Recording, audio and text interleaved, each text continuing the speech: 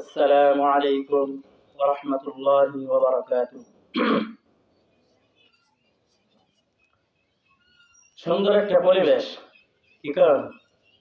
সুন্দর একটা পরিবেশ, বাড়ির ভিতরে এমন একটা মাহফিলের পরিবেশ, এটা আসলে অত্যন্ত ভালো।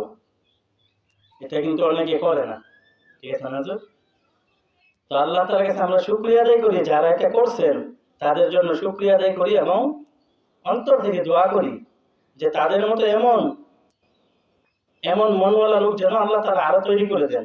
এরকম ভাবে যদি আমরা অনেকে এরকম এলাকার মধ্যে এলাকা ভিত্তিক মাহফিল প্রতি বছর একটা করে করি, আল্লাহর রহমতে আমাদের উসিলায় হয়তো অনেক যুবক ভাই নামাজে হয়ে যেতে পারে। ঠিক আছে? আজকে তো সাধারণত মসজিদ মাদ্রাসার ওয়াজ মাহফিল হয় বেশি, এরকম ওয়াজ কিন্তু একবারে কম, কিন্তু হেদায়েত কিন্তু এমন ওয়াজের মধ্যে। আল্লাহু আকবার। তো ইনশাআল্লাহ আমরা মাইকের আওয়াজ যেদিকে যাচ্ছে একটা কথা লক্ষ্য করি বয়ান শুরু করার পূর্বে বলতেছি, দেখেন ভাই, আজকে যদি যেই সম্মানিত লোকেরা এখানে মাহফিলের আয়োজন করেছেন, এর বিপরীতে যদি আজকে অন্য কেউ এখানে আজকে গানের আয়োজন করতো, কোন বাংলাদেশের নাম করা শিল্পী আসতো, এরকম ভাবে যত নামি দামি শিল্পী আছে, বিদেশের আছে বাংলাদেশের আছে, তারা আসতো, তো হয়তো সকাল থেকেই মানুষ আসার সিরিয়াল শুরু হতো। কি কোন? তো মুসলমান ভাই বোনদেরকে বলতেছি, একটু লক্ষ্য করে শুনি। আমার আবদার, আমরা সবাই এখন থেকে এই কোরআনের বাগানে আসার জন্য প্রস্তুতি গ্রহণ করি। কারণ যদি আমরা এখন থেকে প্রস্তুতি গ্রহণ না করি, তাহলে আমরা যেন আমাদের ধর্মকে অসম্মান করলাম, আমরা যেন আমাদের কোরআনকে অসম্মান করলাম। ঠিক আছে? মুসলমান মা ও বোনদের প্রতি আমার আবদার, যুবক ভাইয়েরা, আমরা এখন থেকেই মাহফিলে আসার জন্য প্রস্তুতি গ্রহণ করি।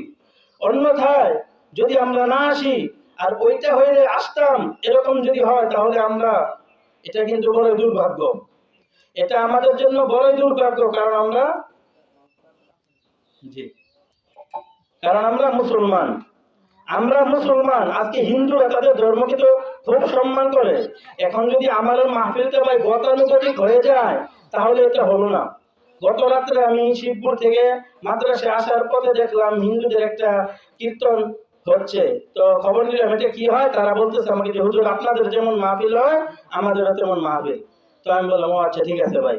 তো তারাও মাহফিল করে, আমরাও করি, এখন যদি আমাদেরটাও একটু তাদের থেকে বড় না হয়, তো কি বলেন মুসলমান মা ও বোনদের লক্ষ্য করে বলে, যুবক ভাইরা, যদি আমাদেরটা একটু গরম না হয়, একটু মানুষ বেশি না হয়, তাহলে কি হয়? তো এই জন্য আমি সবাইকে আবদার করি, যাদের কানে আওয়াজ যাচ্ছে, আমরা মা বোনেরা ঘরের কাজ সেরে ইনশাআল্লাহ এখানে আসার প্রস্তুতি গ্রহণ করি। আর যুবক ভাইয়েরা সবাই এখানে আসার প্রস্তুতি গ্রহণ করি ইনশাআল্লাহ। আলহামদুলিল্লাহ الحمد لله الذي جعل الشمس والقمر بحسبان والنجم والشجر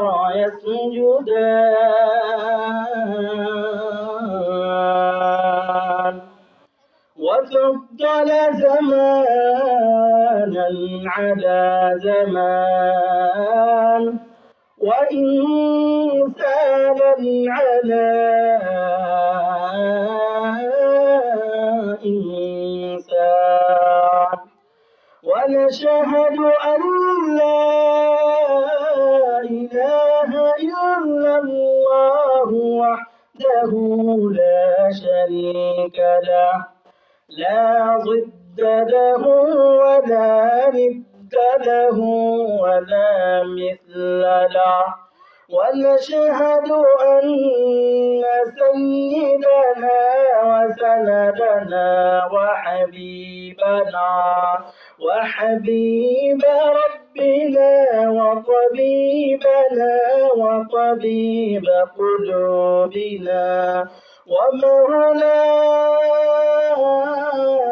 محمدا عبده ورسوله. أما بعد، فأعوذ بالله من الشيطان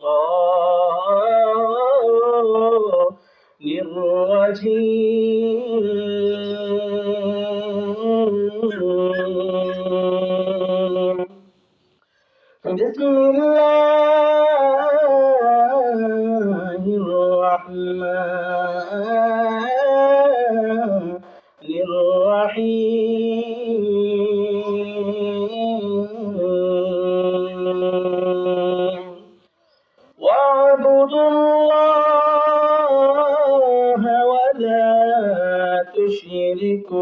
به شيئا وبالوالدين إحسانا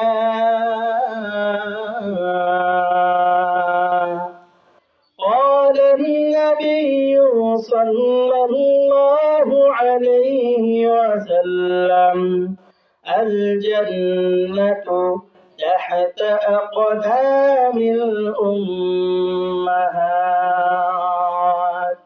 أو كما قال النبي عليه الصلاة والسلام حقیقت سے دنیا بے خبر ہے دنیا کی نمائش پر نظر ہے نمی گویم کہ از دنیا جدا باش بہرکار کے باشی با خدا باش جسد دنیا از خدا غافل بودن قماشان قره فی الزندگان আলহামদুলিল্লাহ মাইকের আওয়াজ যতটুকু যাচ্ছে যতটুকু দূর থেকে আমরা শুনতে পাচ্ছি এই কোরআনের আলোচনা ইনশাআল্লাহ আমরা সবাই লক্ষ্য করব। আমার আলোচ্য বিষয় হলো মা বাবার সেবা করা। আলোচ্য বিষয় হলো মা বাবার সেবা করা।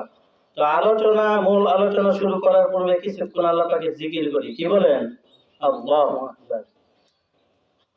লা ইলাহা ইল্লাল্লাহ লা ইলাহা ইল্লাল্লাহ লা ইলাহা ইল্লাল্লাহ লা ইলাহা ইল্লাল্লাহ লা ইলাহা ইল্লাল্লাহ মুহাম্মাদুর রাসূলুল্লাহ লা ইলাহা ইল্লাল্লাহ লা ইলাহা ইল্লাল্লাহ লা ইলাহা ইল্লাল্লাহ ইন্নাল্লাহ ইন্নাল্লাহ ইন্নাল্লাহ ইন্নাল্লাহ ইন্নাল্লাহ ইন্নাল্লাহ ইল্লাল্লাহ ইল্লাল্লাহ ইল্লাল্লাহ ইল্লাল্লাহ ইল্লাল্লাহ ইল্লাল্লাহ আল্লাহ আল্লাহ আল্লাহ